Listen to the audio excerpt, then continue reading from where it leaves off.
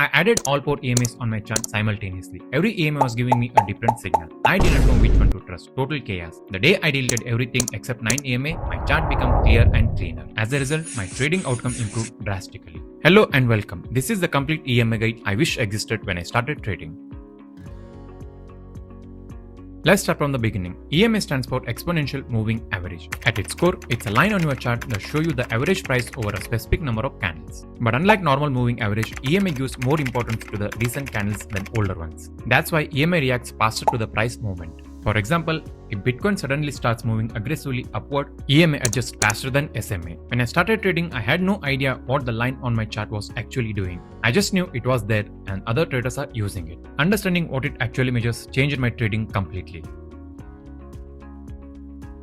Now, here is what most beginners get confused about: difference between EMA and SMA. SMA stands for simple moving average. It calculates average price of a candles equally. No candles get more weight than another. Unlike EMA, it gives equal preference to the all candles. Let me show you the difference between EMA and the SMA. Same period, same time frame, but the two different lines. See how EMA reacts faster to the price changes. When price makes sharp moves, EMA follows almost immediately, but SMA lags behind significantly. The EMA's faster reaction make it more useful for active trading, especially on the shorter time frame, and the SMA is better for the long-term position trading. Now let's talk about the most common EMA settings and what each one does. First, 9 EMA. This is my personal favorite and the one I use on every trade. It reacts faster to the price changes, best for identifying short-term momentum and dynamic support on the lower time frame. Second, 20 EMA. Indicates medium-term momentum, slightly smoother than the 9 EMA. Many swing traders use this as primary trend builder. It gives you pure pulse signals than 9 EMA but slightly slower. Third, 50 EMA. It's an institutional level EMA. This is where big money watches price. When price approaches 50 EMA on daily chart, expect a significant reaction. I check this on higher time frame for context. And the fourth one, 200 EMA.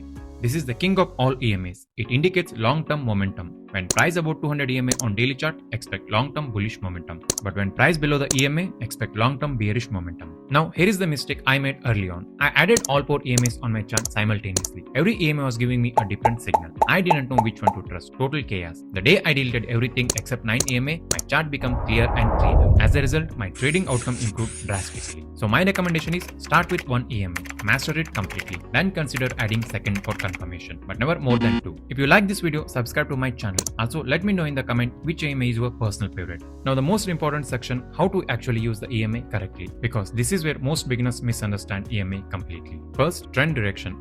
If price consistently holding above EMA, bullish trend, and if price consistently holding below EMA, bearish trend. Simple but powerful. I check this on higher time frame before every single trade. Second, dynamic support and resistance.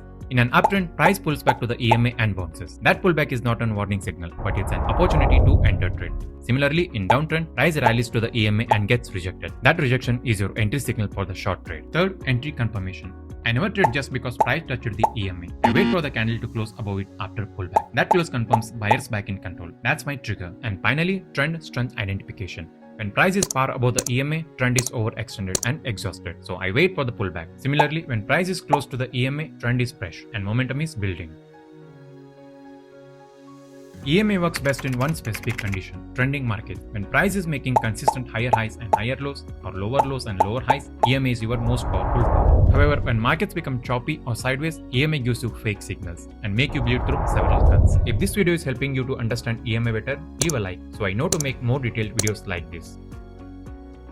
Now let's talk about what not to do with EMA, because these mistakes cost you real money. First, trading every EMA crossover. Price crosses above EMA, buy, and price crosses below, sell. Sounds simple, but in a ranging or choppy market, it's a disaster. Price crosses EMA 10 times a day in a ranging market, and if you take 10 trades, you'll lose most of them. So EMA crossover matters only in the trending markets with volume confirmation. Second, using EMA alone. No candle confirmation, no volume check, and no price action signal. I made this mistake more times than I want to admit. So EMA is a supporting actor. It needs a confirmation candle to validate the entry signal. Third, adding too many EMAs. This often leads to decision paralysis because every EMA gives you different signal. So I deleted every EMA except 9 EMA and the problem solved instantly. Fourth, using EMA in a ranging market.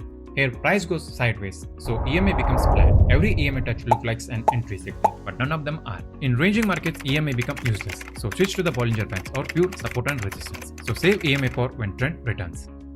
This is the most powerful section in the entire video. The combination of EMA and the price action is the foundation of my entire trading system. Here is how it works. Step 1. Check higher time frame for trend direction. Bullish above and bearish below. This is non-negotiable. Step 2. Wait for the price to pull back to EMA on lower time frame. Step 3. Wait for the rejection candle at the EMA level. Typically hammer or bullish engulfing for long and shooting star or bearish engulfing for short. Step 4. Wait for the confirmation candle to close in the trend direction. Step 5. Enter confidently. Stop loss goes below the rejection candle low and targets to the next key level. 5 steps for every single trade. No exceptions. So if you are a beginner, don't try to find the perfect EMA strategy. Instead, understand structure. Learn patience. Combine EMA with context. I've been trading this system on my small account and documenting every single trade. If you like this video, subscribe to my channel and click the notification bell icon. Comment which topic do you want to explain me in the next videos.